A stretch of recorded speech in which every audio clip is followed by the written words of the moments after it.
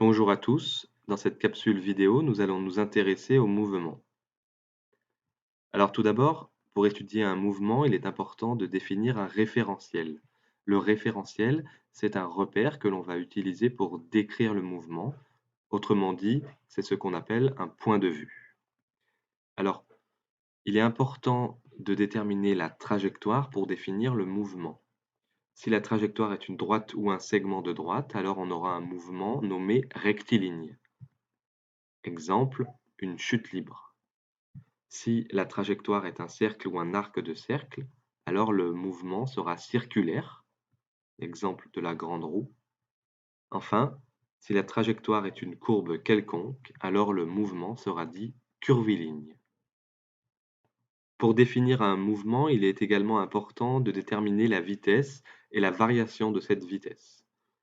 Pour cela, il faut connaître la distance parcourue par l'objet, que l'on peut appeler d, et puis la durée ou le temps que l'objet met pour parcourir cette distance, que l'on peut appeler t. Donc la vitesse est définie comme le rapport de la distance parcourue par le temps de parcours. Autrement dit, v est égal à d divisé par t. En termes d'unité, la distance peut par exemple être exprimée en kilomètres. Le temps peut lui être exprimé en heures. Et dans ce cas, nous aurons une vitesse qui va être exprimée en kilomètres par heure. Il est également possible d'utiliser les mètres pour la distance, les secondes pour le temps, et dans ce cas, nous aurons une vitesse qui pourra être exprimée en mètres par seconde.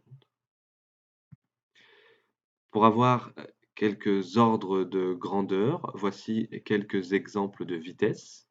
La vitesse d'un vélo, par exemple, qui est de l'ordre de 15 km par heure. Une voiture, quant à elle, peut se déplacer entre 30 et 130 km par heure. 30 km par heure lorsque l'on est en centre-ville près des écoles, par exemple, et 130 km par heure sur autoroute.